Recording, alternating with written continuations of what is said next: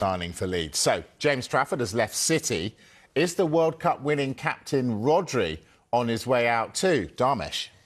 Let's make this clear. First of all, from Manchester City's perspective, they want to keep Rodri. They want to tie him down to a new contract. Now, throughout this summer, we do know the talk has been he's into the final year of his contract. Will he sign a new deal, or will Manchester City cash in the final window that they realistically can cash in? Real Madrid appear to be the likely destination for Rodri, but now another club has come in with interest, and it's not just any club, because Real Madrid know all about this one. It's Barcelona, and Barcelona have entered the fray to try and sign Rodri. If he doesn't sign a new contract at Manchester City and then Man City decide that they are going to sell, it's thought that Barcelona have got a degree of confidence that he might choose Barcelona over Real Madrid. If you go back to the World Cup, he was a captain of that World Cup Spanish team.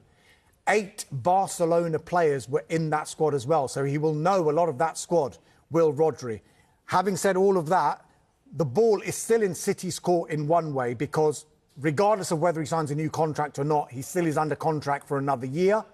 So it's going to be up to Manchester City to decide, do we keep him and forego a transfer fee and then allow him to go for free next summer? But as it stands, it's Real Madrid and Barcelona who want Rodri, and because they both want him, it's going to put the price up, because now suddenly City could play both clubs against each other. But Michael, numbers being talked about are between 43 and 51 million pounds. This is a Ballon d'Or winner. This is, as Dharmesh says, the World Cup winning captain. He's worth 3-4 times that. Why would City sell him for peanuts? They won't want to. I mean, Enzo Maresca, when he joined Manchester City, he's got a very tough job on his hands replacing, many people feel, one of the greatest of all time. And what a job you've got anyway. And to have it without Rodri, that is tough. And you'd feel with Enzo Maresca, knowing Enzo Maresca, like we're getting to know him from his Chelsea days, I'm sure Rodri would have been in conversation when those talks took place. And I'd be really surprised if they didn't say to him, of course you're going to have Rodri. For me, it would need Rodri to tell Enzo Maresca and Manchester City, I want to go now. Because for me, a Rodri-less Manchester City next season is going to be very tough. We're talking about the pricing, though, Mike. Yeah, go on. Manchester City could point towards Newcastle United selling Bruno Guimaraes for £75 million. Two differences, though. Bruno Guimaraes is 28, he's going to be 29 later on this year. Rodri has just turned 30, and I know people go on about when a player turns 30. You don't stop being a good player if you're I over completely 30. agree with that, but he has entered the final year of his contract. Yeah. So why wouldn't City hang on and go, do you know what? Give us another year, win us the title, away you go. Because it's not enough money to sell him now, But surely. that is a decision that they're going to have to make. Would they be willing to forego, say it is 50 or 60 million pounds for one more year of Rodri? That's going to be a decision that's not only going to be down to Enzo Maresca, because he will say, I want Rodri to stay and start my new era. But ideal scenario from a club's perspective, they want Rodri not only to start Enzo Maresca's era, they want him to be there for years to come. Yeah, they want him to sign a new contract. They want to tie him down for a bit longer. I've got to stop you there, Dharmesh. I'm hearing there's breaking news. Michael. Yes, sorry. Look, this is someone we're going to talk about very soon. Vinny Jr., obviously linked with Arsenal. Arsenal wanted him, but we can now confirm, and Real Madrid have confirmed, that he's extended his contract at Real Madrid until June the 30th, 2032. This is just broken on Real Madrid's Spanish Twitter. Vinny Jr. has become one of the most important players in one of the most successful periods in our history. So, of course, Arsenal wanted him, but he, as we've said over the last few days, we expect him to remain at Real Madrid, and he will remain at Real Madrid. A contract extension until 2032. Dharmesh, does this make sense to everybody apart from Arsenal? No, I think it makes sense to everyone, including Arsenal. Arsenal were interested in Vinícius Jr., but they knew that the only way they were going to get Vinícius Jr. is if he didn't agree a new contract with Real Madrid. He is entering the final year of his contract. Gary Cottrell has been reporting throughout this transfer window, as Michael alluded to there, that Vinícius Jr. was going to be at Real Madrid beyond this summer's transfer window. There was positive contract talks during the week between Vinícius Jr. and the club. By all accounts, the relationship between Jose Mourinho and Vinícius Jr. is a good one. They want him to be part of the long-term planning at Real Madrid under Jose Mourinho. After those positive contract talks, it reaffirmed Gary's story that he was going to stay beyond, and now Real Madrid had just confirmed it, and it's a 6-year contract. Arsenal were always aware that Vinícius Jr. signing a new contract at Real Madrid, that puts an end to any interest that they could have. But while he still had a year left on his contract, it was always wise for Arsenal to keep an eye on his situation. And it should be noted here that Arsenal went into this interest for Vinícius Jr. knowing that if he didn't sign a new contract, there was a likelihood that he would choose Arsenal, number one, but also Arsenal were positioning themselves to be able to do a deal, however big those financials were going to be. Because I know that was the question we were asking all week, how can Arsenal afford this? Well, clearly they could, because they would not show an interest in a player such as Vinícius Jr. and all of the financials that are attached to Vinícius Jr. without knowing that they could have done a deal if it was available. But the good news for Arsenal, though, they're going for someone of that level. Exactly. Years and years we've had Arsenal making their squad bigger and better. Mikel Arteta made tough decisions at the start of his tenure. Yeah. Goodbye Ozil, goodbye Aubameyang. He got criticised for that. And now it's not about making their squad depth bigger. It's about adding 1 or 2 players, turning it from Champions League finalists to winners. I don't see this as a huge blow. Yeah, I don't think this is like a snub and Arsenal have missed out on Vinícius Jr. Like I've explained before, Andrea Berta has that strategy where he will try and get down the line with 3 or 4 different targets. Now, Vinícius Jr., I don't know how far they would have got down the line with Vinícius Jr. because there are still contract talks going on with Real Madrid. That pursuit of Vinícius Jr. is going to accelerate if they are getting indications from Vinícius Jr. and Real Madrid this contract might not get signed. But clearly, they've had positive contract talks during the week. And you could argue, cynics will say, well, has Vinícius Jr. maybe used Arsenal's interest to try and get a better deal at Real Madrid? There might be an element of that, but that doesn't discount the fact that Arsenal were genuinely interested in bringing a player of his stature to the Emirates. OK, so Vinny Jr. stays at Real Madrid, and they've added in that position today as well, Michael. Yeah, Jan Diamonde from RB Leipzig, a huge deal worth up to £120 million, 107 million guaranteed. We get this a lot now on the transfer show. Guaranteed, straight fee, £107 million. Now, we've spoken about him before, PSG, Liverpool, Arsenal, City. Every top club has watched this player, but he is going to Real Madrid, and we look at who Real Madrid have signed. Bernardo Silva, we know very well. Ibrahima Conte, Denzel Dumfries, and of course Marc Cucurella, we know. The most expensive African player of all time, second most expensive teenager after Mbappe going to PSG. And he had a trial at Chelsea in 2023, what might have been. And they said, don't want him. Well, yeah, I mean, trials can be difficult. But you see there, I mean, look at the players on show there. Mbappe, obviously now at Real Madrid, got booed a lot, didn't he, last season? We'll see how he gets on next season. Jude Bellingham, of course, Real Madrid. There's a bit of a theme here, a Real Madrid theme. But it's a big deal for Real Madrid and huge trust in, obviously, Jose Mourinho as well. And I'm so intrigued to see Real Madrid under Jose next year. Darmish, is it me? But this seems like a lot of money for a player who isn't proven. It might just be you. It might be me. No. What I would say is 2 things. Market forces will dictate a price, number one. But also, when people say, right, this player is worth this much, so this player has to be worth this much, and we're going to compare. There is an element of that.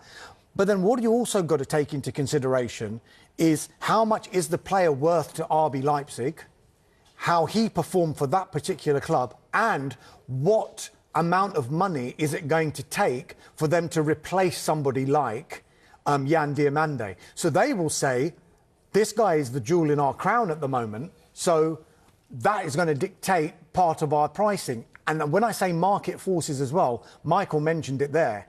This wasn't a one-horse race. This wasn't just Real Madrid going for him. There were loads of other teams around European football, big clubs, Liverpool, PSG. It looked like all the money he was going to end up there. They were all interested in Yan Diomande. And when you have clubs like Liverpool, PSG, Real Madrid, all interested in the same player, the selling club they're rubbing their hands because they're thinking, well, we can play these clubs off each other. It can almost become an auction. We can put this price as high as we want to make it. And so they ensured it was going to be a record sale for that football club. As Michael mentioned there, the biggest biggest transfer fee for an African player as well. And it could rise to £120 million. But Darms, it's costing them a fortune. They've just extended Vinny Jr.'s contract. Where's he going to play? Well, he can play with Kylian Mbappe and Vinícius Jr. I think Real Madrid... What, on the right, you mean? Yeah, he can play on both wings. I just wonder whether Real Madrid might have been putting a little bit of pressure on Vinícius Jr. as well from their side. They could have said to Vinícius Jr., we want you to stay, OK? And if you sign a new contract, you're going to be a mainstay of this team. We see you on your favoured left side. We see Kylian Mbappe down the middle. And we've got this young kid coming from RB Leipzig, 19 years old, quite raw, but he has got a really high ceiling. He can play on the right-hand side. If you don't sign a new contract, what shall we do? Well, this kid we're bringing in, he can play on the left side as well. You might find your game time a little bit limited. I wonder whether those conversations might have been mooted around Vinícius Jr. just to add that little bit of pressure. But it is clear that they brought in Yan Diomande to play alongside Vinícius Jr. Yeah, you're not going to pay that Kylian, much to sit him on the bench, are you? 100%. Will we see Barcelona now really aggressively go for Rodri now? We know that rivalry. Well, they clearly want him. But, I mean, we're talking different positions. Real Madrid definitely want Rodri. That looked like a one-horse race earlier on in this transfer window. Sorry, two-horse race. It was going to be out of them and Manchester City. But now Barcelona are banging it. All right, let's stick with midfielders, as we've just spoken about Rodri there. Let's talk Bruno Guimaraes. He's been a real theme. Darmish, is he an Arsenal player yet? No, but it is close. It is close. Remember, he was given permission to leave Newcastle United's training camp in La Manga yesterday, and he flew into London after a £75 million deal was agreed between Arsenal and Newcastle United. The latest information that I have is that he has been having a medical today, and we do know that these medicals take more than just a day, even though there are reports that he's completed that medical. The information that we have is that it could still be ongoing. The finishing touches of that medical could happen in the next 24 hours. But as soon as he was given permission to leave that La Manga training camp, this deal was going to accelerate. And we expect maybe a formal announcement could come as soon as the next 24 to 48 hours. And those inside Newcastle are calling it Newcastle 2.0 because of all the changes, the signings, the departures. And Matthias Geisler was talking about the departure with us a little earlier. I met him quickly, but the decision was already made. But it was a nice conversation, a fantastic player, but also a great human being. So it's tough, but for him also next challenge, and we need to deal with it on a later stage. Again, we trust the players who are here already, but we will also see some changes. So, Bruno almost out of St James's Park. What do you make of the way that he's played this, Darmish? I think it's all been very, very respectful. When you look at it, on face value, in that he has done everything that Newcastle United had asked of him with regard to turning up to the La Manga pre-season training camp. When you compare to what happened with Alexander Isak, who refused to train, who refused to play, we didn't see that from Bruno Guimaraes. So on the one side, yes, you could say he's done this respectfully. There's a bunt coming here, isn't there? And he did say also, he made it clear to Newcastle United, I want to go to Arsenal, provided you get a fee that is acceptable to you. However, cynics will say, in the build-up to this agreement of a deal of £75 million, Bruno Guimaraes' representatives have kind of engineered a move for Bruno Guimaraes to go from Newcastle to Arsenal, because Arsenal had been £1 million we could have sold Bruno Guimaraes for, because Sandro Tonali, some people would say that Guimaraes, even though he's older, is a better player and is worth more to Newcastle than Tonali was, and yet they're getting less money for Bruno Guimaraes compared to Sandro Tonali. So him engineering this move, that's a cynic's way to approach it, but has that cost Newcastle United some sort of transfer fee? We spoke to a fanalist, Lane Husband, and a Newcastle fan yesterday. The question I asked him was, what kind of reception is he going to get in mid-November when Arsenal come to St James's Park, if he's in the starting lineup there for Arsenal? I expected the answer to be, he's going to get a great reception, because this has all been approached really respectfully. But Lane and a couple of other fans that I've spoken to in this building have said, Alexander Isak, universally, he will be booed. It will be a toxic reception he's going to get. With Bruno Guimaraes, it could be split. It could be 50-50 with regard to Guimaraes. I think he knew what he was going to go to Arsenal when he joined up on the pre-season tour. I think he's had to be careful, because those shots that we saw him winning the Carabao Cup, he said he was a Geordie. He knew what it meant for them winning the trophy. Newcastle fans knew that Isak and Tonali weren't Newcastle people. He was a captain.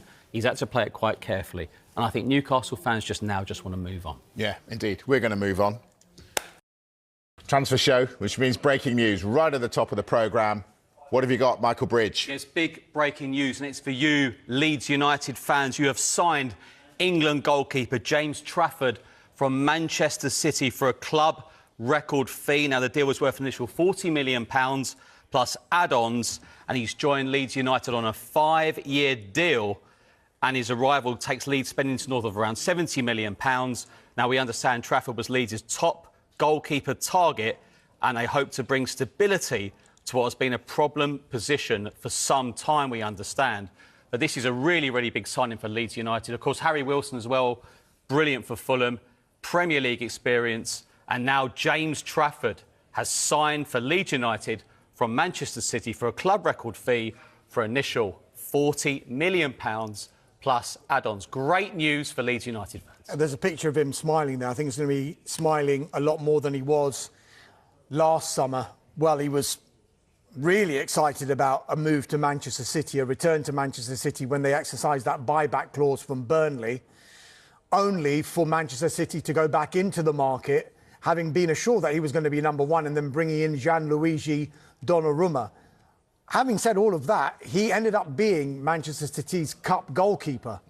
What did they end up doing last season? They ended up winning the Carabao Cup by beating Arsenal in the final at Wembley, and then winning the FA Cup final by beating Chelsea in the final at Wembley as well. So he goes away with 2 winners' medals, having started both of those finals, but he wanted to be the number one at Manchester City. It didn't happen. It looks like it will at Ellen Road. Great.